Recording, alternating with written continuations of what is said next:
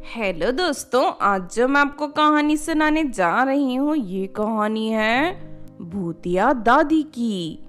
तो चलिए दोस्तों देखते हैं भूतिया दादी की कहानी। बहुत समय पहले की बात है।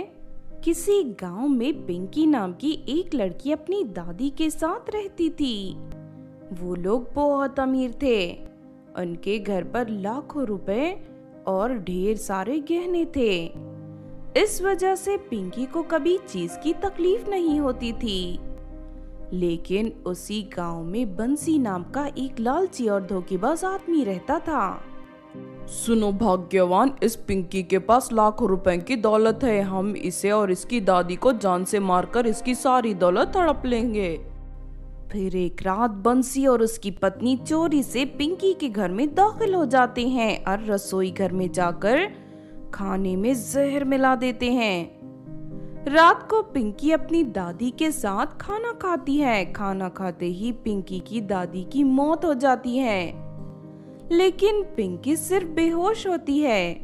तभी कुछ लोग उसे उठाकर अस्पताल में भर्ती करा देते हैं। दूसरी तरफ गांव के लोग पिंकी की दादी का क्रियाक्रम कर देते हैं। फिर कुछ दिनों के बाद पिंकी पूरी तरह ठीक हो जाती है।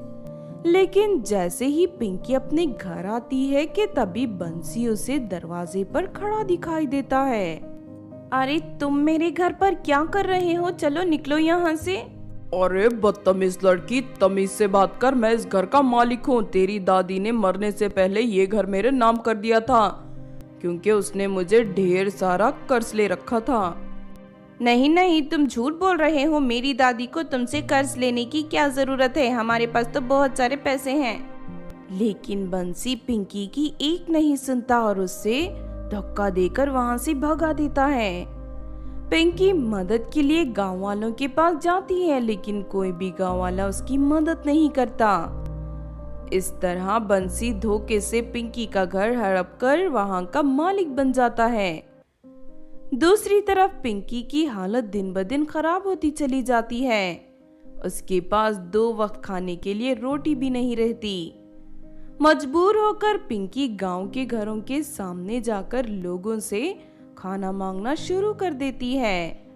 लेकिन गांव वालों को उस पर जरा भी दया नहीं आती और वो सभी उसे डांट कर वहां से भगा देते हैं। बेचारी पिंकी दुखी होकर पास के जंगल में चली जाती है।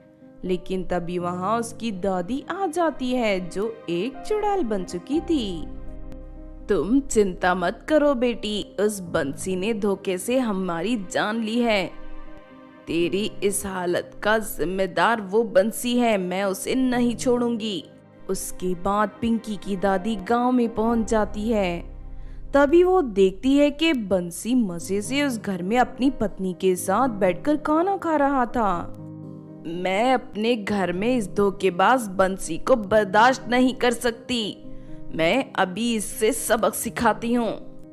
इतना कहकर पिंकी की दादी घर के अंदर दाखिल हो जाती है और अपनी शक्ति से टेबल पर रखा सारा खाना बड़े बड़े सांप और बिच्छू में बदल देती है। ये देख बंसी और उसकी पत्नी घबरा जाते हैं। अरे नहीं, इतने सारे बिच्छू और सांप कहाँ से आ गए? पता नहीं, मेरी भी कुछ समझ में नहीं आ रहा। ये इतने सारे सांप और बिच्छू कहाँ से आ गए?